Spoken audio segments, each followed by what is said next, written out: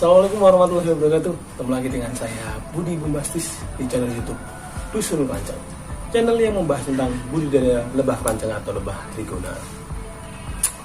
Sekali-kali saya habis minum madu kelanceng primadona. Ini produk dari saya, brand saya di Dusun Kelanceng.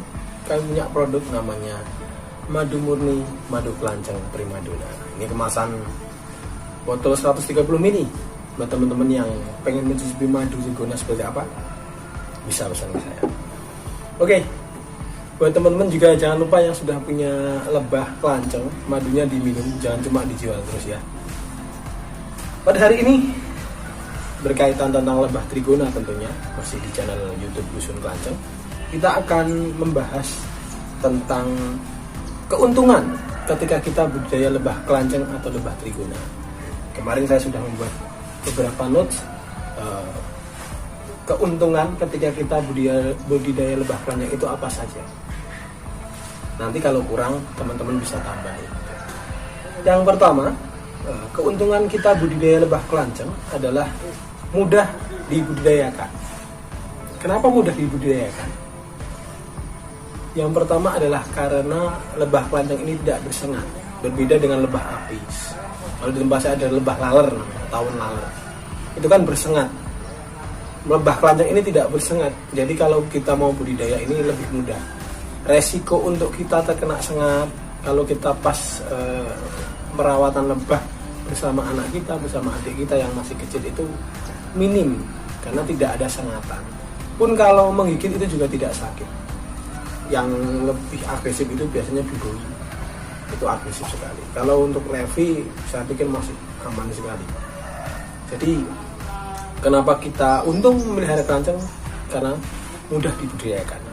Selain tidak bersengat, lebah ini tidak perlu pemberian makan khusus yang harus dicarikan.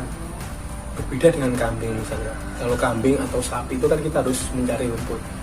Nah kalau lebah itu sebenarnya kalau di lingkungan kita vegetasi alaminya sudah banyak, seperti yang kita bahas kemarin terkait vegetasi seperti kelapa, pisang yang sudah tumbuh di sekitar kita secara alami itu banyak.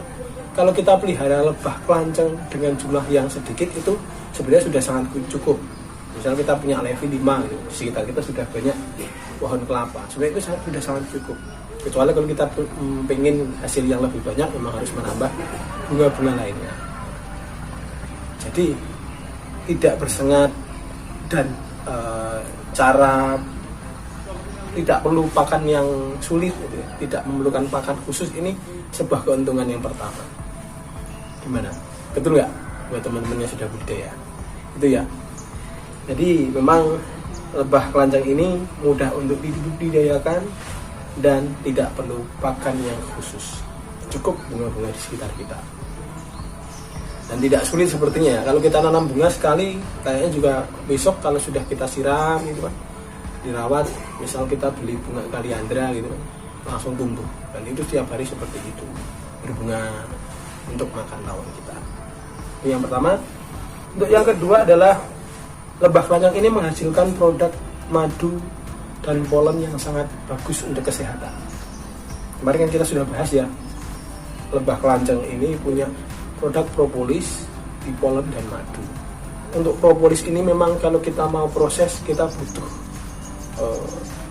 cara yang tidak mudah ya untuk kita mengekstrak propolis. Pun kalau kita sudah bisa mengekstrak, harus ada izin yang resmi dari BPOM untuk kita mengedarkan propolis itu.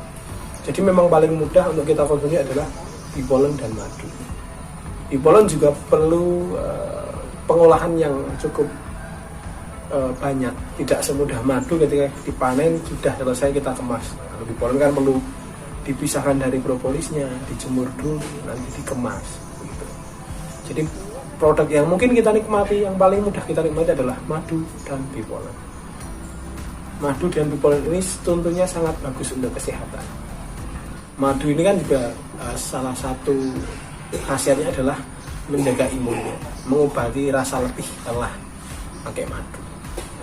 Ketika kita punya lebah kelanceng atau lebah trigona, tentunya kan kita punya stok namanya apa ya, untuk penjaga imun kita. Kalau ada tanaman obat-obatan toga itu kita punya madu sebagai penjaga imun kita.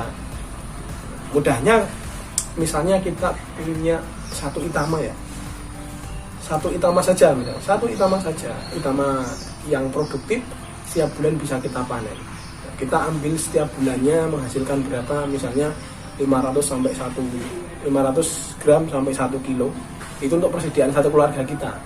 Setiap harinya kita bisa konsumsi madu untuk imun keluarga kita, kesehatan keluarga kita. Apalagi di tengah pandemi seperti ini, imun kita harus benar-benar kuat untuk menangkal segala virus yang masuk dalam diri kita.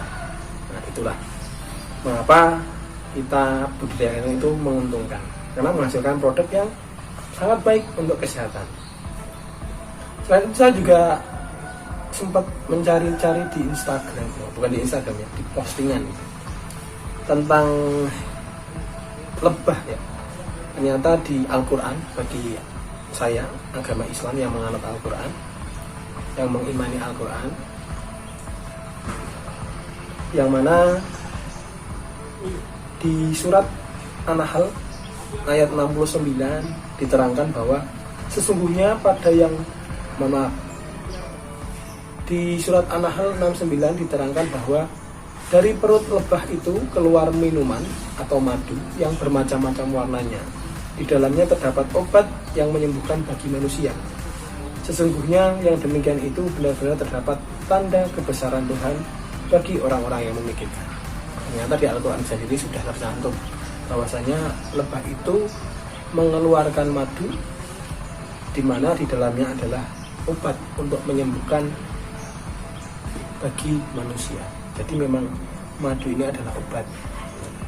Sekarang teman-teman mau tidak mempunyai obat alami yang tanpa efek samping di rumah, sekarang teman-teman tinggal budidaya lebah trigona lah. Misalnya itama 1 log saja, atau levisep dibuat punya 6 log, jadi nanti dibuat panennya tiap bulan, kan itu bisa diatur seperti itu. Itu yang kedua. Yang ketiga sekarang adalah menjaga kelestarian alam atau back to nature. Kenapa kita pelihara lebah itu menjaga kelestarian alam? Lebah ini kan makannya adalah bunga dari pohon-pohon, gitu ya. Nah, secara tidak langsung kita akan menanam pohon, utamanya yang menghasilkan bunga untuk lebah kita, karena kita mempunyai lebah kelanceng yang makannya adalah bunga-bunga tadi. Nah, kalau kita sudah punya lebah, terus kita punya semangat untuk menanam pohon, kan secara tidak langsung kita mendukung proses menjaga kelestarian lingkungan kita. Ada teman-teman di daerah lereng pegunungan, dia memadukan lebah trigona itu dengan tanaman yang mencegah dari longsor. Jadi mereka memadukan lebah trigona dengan tanaman kopi yang akannya sebagai penahan longsor. Ada murbei juga. Nah, ini ternyata ketika kita memelihara lebah trigona atau kelanceng ini, kita juga turut melestarikan lingkungan kita. Syukur-syukur kita kembali ke pupuk organik, bukan lagi pupuk kimia. Jadi tanahnya tidak rusak ke depan. Ini yang sangat kita harapkan. Dan saya pernah mengikuti sebuah diskusi, ternyata beberapa indikator kebersihan lingkungan kita itu adalah adanya kunang-kunang dan adanya lebah di sekitar kita dan capung. Jadi ada 3 indikator kebersihan lingkungan, adanya kunang-kunang, capung, dan lebah. Kalau ada 3 itu berarti lingkungan kita itu masih bersih. Nah, kalau kita bisa memelihara lebah trigona ini kan juga menjadi indikator bahwa lingkungan kita itu lingkungan yang bersih dan sehat. Yang ketiga, dan yang keempat atau yang terakhir adalah menambah pemasukan keluarga. Buat teman-teman yang sudah punya pekerjaan tetap, misalnya mengajar, punya usaha apa dan lain sebagainya, memelihara lebah trigona ini bisa menjadi pemasukan tambahan untuk keluarga, untuk menambah ekonomi keluarga kita. Kenapa?